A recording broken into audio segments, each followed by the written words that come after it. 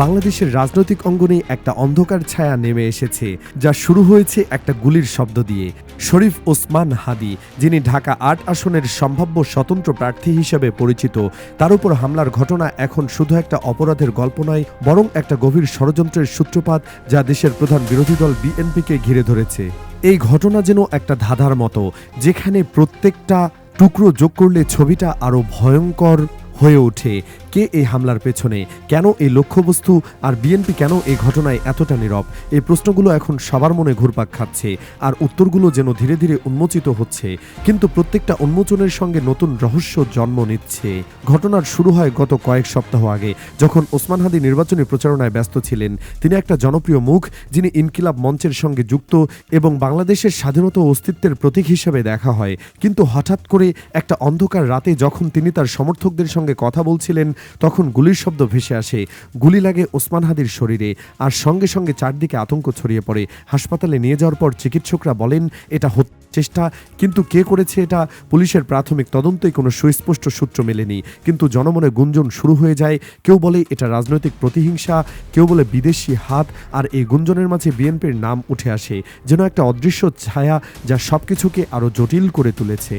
ওসমান হাদীর পটভূমি দেখলে বোঝা যায় কেন এই ঘটনা এতটা সাসপেন্সপূর্ণ।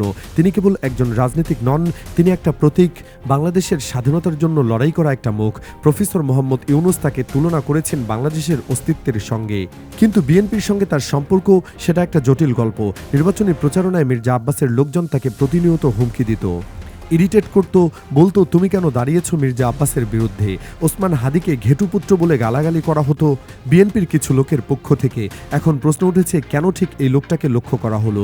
যদি অন্য কেউ গুলিবিদ্ধ হতো, যাকে বিএনপি গালি দেয়নি বা ডিস্টার্ব করেনি, তাহলে হয়তো বিএনপির ওপর দোষ আসতো না। কিন্তু না, ঠিক সেই লোকটাই গুলিবিদ্ধ হয়েছে যাকে তারেক রহমানের নির্দেশে গালি দেওয়া হতো।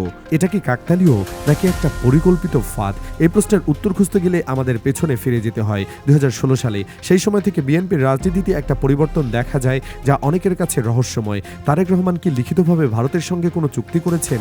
গুঞ্জন আছে যে হুমায়ুন কবিরের মতো লোকজনকে দূত হিসেবে পাঠানো হয়েছিল মোদির কাছে, আর সেখান থেকে বিএনপির নীতিতে পরিবর্তন। জামায়াতকে চেনা হয় না, হুজুরদের সঙ্গে জোট কৌশলগত, কিন্তু আসলে দূরত্ব বাড়তে থাকে। জামায়াত নেতাদের হত্যা হলে বিএনপি একটা স্টেটমেন্টও দেয় না। কেন? কারণ কি ভারতের চাপ? এই প্রশ্নগুলো ওসমান হাদীর ঘটনায় নতুন করে আসছে, যেমন একটা পুরনো রহস্য নতুন করে জেগে উঠছে আর বিএনপিকে ঘিরে ধরেছে। এখন আসি হামলার পেছনের রহস্যে। কে করেছে এটা?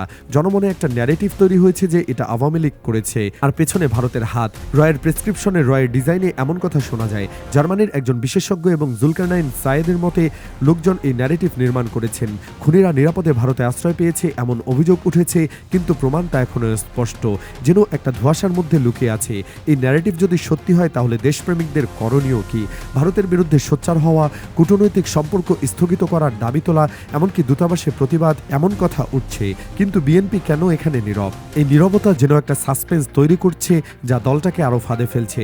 সম্প্রতি শহীদ মিনারে সর্বদলীয় প্রতিবাদ সভা হয়েছে, সব দল গিয়েছে, জামায়াতে ইসলামী সহ, কিন্তু বিএনপি যায়নি। কেন? কারণ কি ভারতের বিরুদ্ধে কথা বলা হবে? এই প্রশ্নটা এখন বিবিসি বাংলার খবর হয়েছে। বিএনপির একটা স্টেটমেন্ট আছে যে তারা একাত্মতা পোষণ করে, কিন্তু সশরীরে যায়নি। এটা কি মুনাফিকি? আগে কথা দিয়ে পরে না রাখা? ইনকিলাব মঞ্চের আব্দুল্লাহ জাবের বলেছেন বিএনপি রাজি হয়েছিল কিন্তু আসেনি। এই অসঙ্গতি যেন একটা রহস্যের সূত্র, যা বিএনপিকে ভারতের দালাল হিসেবে চিহ্নিত করছে। সভায় মাহফুজ আলমের বক্তব্য, একটা লাশ পড়লে আমরা লাশ নেব, এটা নিয়ে আলোচনা চলছে, কিন্তু এটা বিপ্লবের চেতনা, নেগেটিভ নয়। হাসনাত আব্দুল্লাহর কথা সেভেন সিস্টার্স নিয়ে, যদি হাসিনাকে ফেরত না দেয় তাহলে বিচ্ছিন্নতাবাদে আশ্রয় দেওয়া, এটা কন্ডিশনাল, উত্তেজনামূলক নয়। কিন্তু বিএনপি বলছে উস্কানি এড়াতে যায়নি। এই অজুহাতে যেন একটা পর্দা, যার পেছনে লুকিয়ে আছে সত্যিকারের ভয়, ভারতের সঙ্গে সম্পর্ক নষ্ট হওয়ার ভয়। মির্জা আব্বাসের অপ্রীতিকর পরিস্থিতি নিয়ে বিশ্লেষণ করে বলছেন, দলটি ভয় পেয়েছে যে বিতর্কিত বক্তব্যের দায় তাদের ওপর আসবে। এই ঘটনা বিএনপির জন্য একটা বিরাট ক্ষতি। তারা যেন একটা ফাঁদে পড়েছে, যা থেকে উত্তরণের সুযোগ নেই। রাজনৈতিকভাবে ফেঁসে গেছে, আর জনমনে তাদের ইমেজ নষ্ট হচ্ছে। কিন্তু কি করবে তারা? নীরবতা ভাঙবে, নাকি এই রহস্য আরও গভীর হবে? সময় বলবে, কিন্তু এখন পর্যন্ত এটা একটা অসাধারণ ঘটনা, যা বাংলাদেশের রাজনীতিকে নতুন করে আলোড়িত করেছে।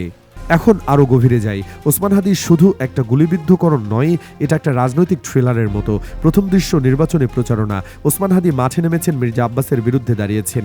বিএনপির লোকজন তাকে টার্গেট করে হুমকি গালাগালি, ঘেটুপুত্র বলে ডাকে। কেন? কারণ তিনি বিএনপির প্ল্যানে বাধা। কিন্তু এই হুমকির পেছনে কি তারেক রহমানের নির্দেশ? গুঞ্জন আছে যে বিএনপির কোনো পদক্ষেপ তারেকের অনুমোদন ছাড়া হয় না। তাহলে কি এটা একটা পরিকল্পিত অ্যাটাকের? দ্বিতীয় দৃশ্য, গুলির রাত। অন্ধকার রাস্তায় সমর্থকদের মাঝে হঠাৎ শব্দ, রক্ত। ওসমান হাদি হাসপাতালে। পুলিশ তদন্ত শুরু করে, কিন্তু সূত্র মেলে না। জনমনের প্রশ্ন, কেন ঠিক তাকে? যদি অন্য কেউ হতো যাকে বিএনপি টার্গেট করেনি, তাহলে হয়তো দোষ বিএনপির ঘাড়ে আসতো না। কিন্তু এটা যেন বিধাতার খেলা। ঠিক সেই লোকটাই আক্রান্ত যাকে বিএনপি গালি দিয়েছে। এটা কি কপাল খারাপ নাকি ষড়যন্ত্র? তৃতীয় দৃশ্য, ন্যারেটিভ নির্মাণ। জুলকারনাইন সায়ের, জার্মানির বিশেষজ্ঞরা বলছেন এটা আওয়ামী লীগের কাজ। ভারতের সহযোগিতায় খুনিরা ভারতে আশ্রয় পেয়েছে। প্রমাণ, ডকুমেন্ট, সাক্ষ্য, কিন্তু সবকিছুই ধোঁয়াশায় ঢাকা। এই ন্যারেটিভ জনমনে স্থির হয়ে গেছে। আর এটা বিএনপিকে সাহায্য করতে পারত, কিন্তু তারা কেন নীরব? চতুর্থ দৃশ্য, শহীদ মিনারের সভা। সব দল উপস্থিত, বিএনপি নেই। কেন? কারণ ভারতের বিরুদ্ধে কথা হবে। বিবিসির রিপোর্টে বলা হয়েছে বিএনপি একাত্মতা পোষণ করে, কিন্তু আসেননি। ইনকিলাব মঞ্চে তারা বলছে রাজি হয়েছিল। এই অসঙ্গতি কি মুনাফিকি? আর এর পেছনে 2016 সালের চুক্তি, তারেকের ভারতপন্থী নীতি, হুমায়ুন কবিরের দূরত্ব, জামায়াত থেকে দূরত্ব, জামায়াত নেতাদের হত্যায় নীরবতা, এসব যেন একটা চেন যা ওসমান হাদির ঘটনায় যুক্ত হয়ে গেছে।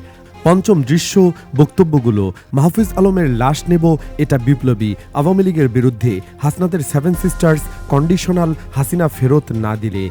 বিএনপি বলছে উস্কানি এড়াতে যায়নি, কিন্তু এটা কি ভয়? মির্জা আব্বাসের অপ্রতিকারতা। বিশ্লেষকরা বলছেন দলটি বিতর্কিত দায় নিতে চায় না। এখন ক্লাইম্যাক্স, বিএনপির সংকট, তারা ফাঁদে পড়েছে, রাজনৈতিকভাবে ফেঁসে গেছে, উত্তরণের সুযোগ নেই। জনমনে তারা ভারতের দালাল। কিন্তু কি করবে? ভারতের বিরুদ্ধে সোচ্চার হবে নাকি নীরবতা অব্যাহত রাখবে? এই রহস্যের শেষ কোথায়? এই ঘটনা বাংলাদেশের রাজনীতিতে একটা টার্নিং পয়েন্ট। ওসমান হাদি যেন একটা প্রতীক, যার মাধ্যমে সবকিছু উন্মোচিত হচ্ছে। বিএনপির পুরনো চুক্তি, বর্তমান নীরবতা, সব মিলিয়ে একটা থ্রিলার। জনগণ অপেক্ষায় পরবর্তী চাল কি? বাংলাদেশের রাজনৈতিক ইতিহাসে এমন ঘটনা কম নয়। কিন্তু ওসমান হাদির কেসটা আলাদা। এটা শুরু হয়েছে নির্বাচনী প্রতিদ্বন্দ্বিতা দিয়ে। ঢাকা ৮ আসন, মির্জা আব্বাস বিএনপির শক্ত ঘাঁটি। ওসমান হাদি স্বতন্ত্র হিসেবে দাঁড়িয়েছেন, আর সঙ্গে ইনকিলাব মঞ্চের সমর্থন। কিন্তু প্রচারণায় যা ঘটেছে তা ভয়ঙ্কর। বিএনপির লোকজন তাকে প্রতিনিয়ত ডিস্টার্ব করত, হুমকি দিত। তুমি কেন দাঁড়িয়েছ? এমন কথা বলা হতো। আর গালাগালি, ঘেটুপুত্র বলে অপমান, এসব কিন্তু স্বতঃস্ফূর্ত নাকি উপর থেকে নির্দেশ? তারেক রহমানের নাম উঠে আসে কারণ বিএনপি তার নির্দেশ ছাড়া কোনো কিছুই করতে পারে না।